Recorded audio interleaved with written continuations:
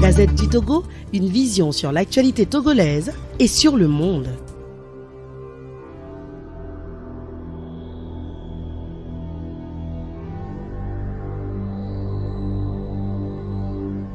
À la découverte d'une jeune romancière, Abra Christiane Bauduit.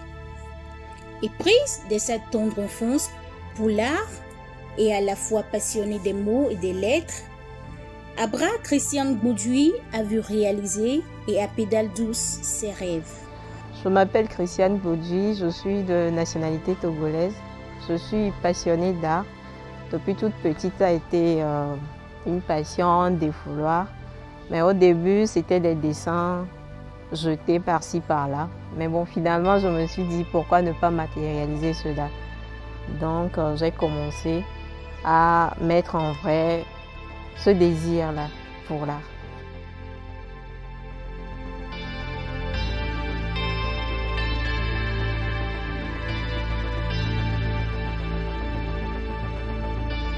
Aujourd'hui, artiste plasticienne, elle fait son entrée dans l'univers littéraire togolais avec la sortie de Pernicieuse Révélation, son premier roman. Si tu peux le rêver, alors tu peux aussi le réaliser. If you can dream it, you can also do it, avait dit le réalisateur, producteur et scénariste américain Walt Disney, qui fut un des pionniers de l'animation et une icône du XXe siècle.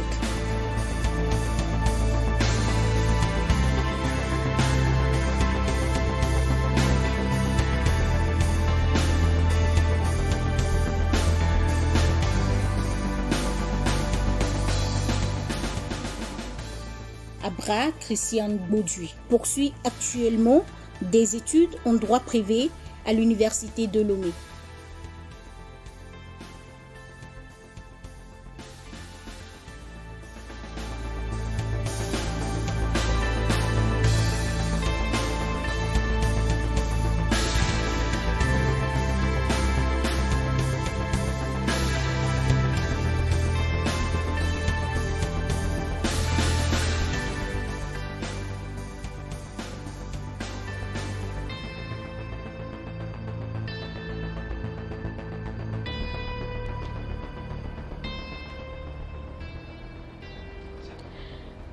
Ce tableau, il porte aussi ma signature. Je l'ai faite en fait pour moi-même. C'est une jeune femme en fait qui s'ouvre à la vie. Vous verrez en bas la diversité des couleurs et on a comme l'impression que c'est un truc qui jaillit en fait de l'intérieur d'une vase en fait. Pour dire que à chaque étape, cette jeune femme essaie de franchir les obstacles. Chaque obstacle de sa vie, elle fait des efforts pour les traverser, les surmonter pour être meilleure. Et la fleur en haut, c'est pour en fait signifier l'éclosion en fait. Malgré que tous ces obstacles-là existent dans la vie de la dame, elle arrive quand même à éclore finalement. Donc c'est à peu près l'explication concernant ce point.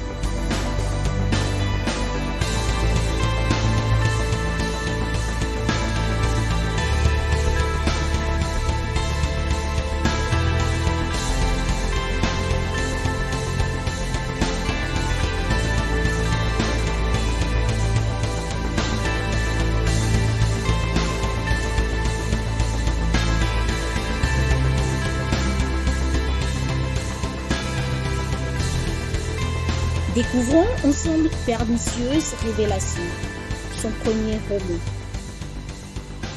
Lorsque Christiane Bauduit m'a dit « Maître,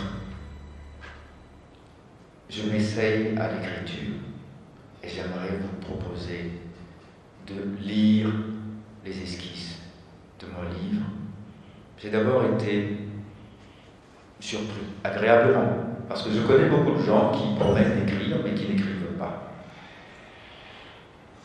J'en fais partie moi-même. Je me promets d'écrire beaucoup de choses qui tardent à accoucher. Mais elle a commis, elle a accouché.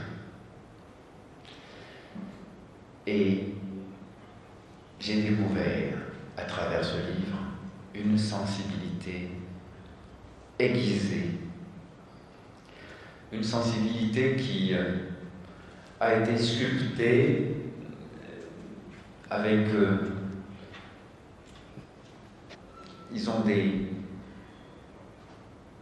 gammes, parce que là, c'est une musique lente, et on a l'impression que l'inspiration est de haute futée, parce que son inspiration est en harmonie totale, à diapason avec sa sensibilité féminine, mais sa sensibilité féminine individualisée par son vécu personnel, à travers ce contre quoi elle se révolte,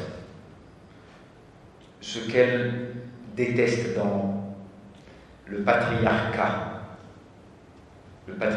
commun de nos sociétés, le patriarcat qui, dans sa prééminence sociologique, a toujours la tendance naturelle à écraser le vis-à-vis féminin. C'est ça l'histoire de ce roman, en réalité. Ce n'est rien d'autre. À travers une histoire d'amour, elle raconte la révolte qu'elle a de cette espèce de propension patriarcale qui domine les rapports humains, les rapports genrés, justement. C'est de cela qu'il s'agit.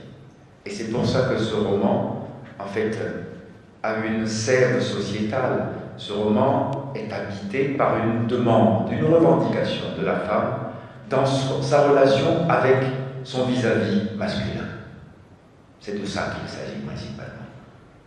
Et en toile de fond, il y a une histoire d'amour. Une histoire d'amour n'est que prétexte pour raconter davantage et revendiquer justement le respect.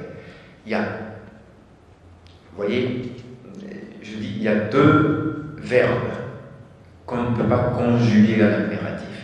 C'est le verbe respecter et le verbe aimer. À l'impératif, on ne peut pas dire à quelqu'un « respecte-moi ». Ce n'est pas possible. Dès l'instant que vous êtes dans cette proposition, ça veut dire que le respect n'était plus là. C'est la raison pour laquelle vous la revendiquez. Enfin, vous le revendiquez, en l'occurrence. Et de la même façon, on ne peut pas, à l'impératif, dire à quelqu'un « aime-moi ». Est-ce que c'est possible? C'est une proposition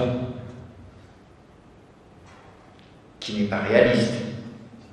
Respecte-moi et aime-moi ne sont pas conjugables à l'impératif. C'est un peu ça l'histoire de ce roman. En toile de fond, Gisela revendique et respect et amour, et l'auteur nous propose la façon dont, dans cette formulation implicite, elle a rencontré in fine et le respect et l'amour. Alors, Christiane, merci de m'avoir associé à cette aventure. Le problème souvent des premiers romans, c'est qu'ils sont à la fois l'ami et l'ennemi. L'ami parce qu'il permet de vous découvrir, de vous connaître. Ils deviennent l'ennemi parce que le prochain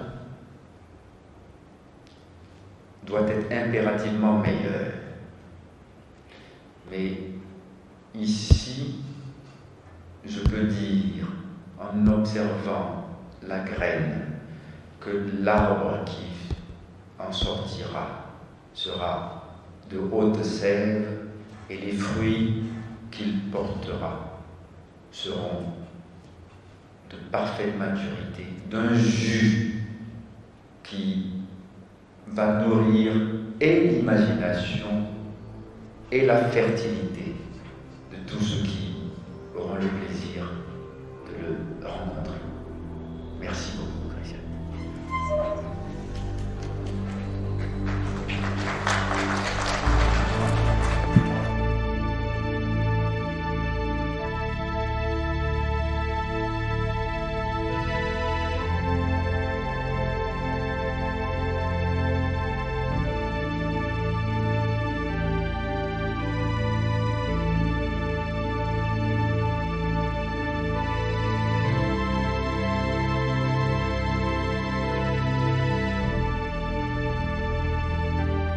Pernicieuse révélation, c'est par rapport à Max, un des personnages du roman, qui a d'une certaine façon beaucoup impacté sur la vie de Gisela. Et Gisela qui est notre héroïne.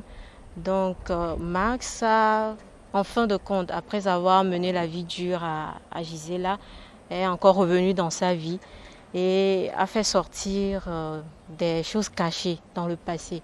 Et ces révélations-là ont été vraiment préjudiciables pour Gisela dans sa nouvelle vie qu'elle essayait de construire. Donc pernicieuse révélation, c'est ça le titre. Mes perspectives, pour le moment, il y a un second roman qui est sur le feu, qui va sortir bientôt. Et côté peinture, j'espère pouvoir percer d'une certaine façon. Je suis qu'à mes débuts et j'espère me perfectionner encore plus pour pouvoir atteindre mes objectifs. La Gazette du Togo, une vision sur l'actualité togolaise et sur le monde. Rejoignez-nous sur le www.lagazettedutogo.com ou sur nos comptes Facebook, Twitter et YouTube. Pour tout contact, écrivez à contact@lagazettedutogo.com ou appelez le 92 80 88 53. La Gazette du Togo, c'est l'information en continu.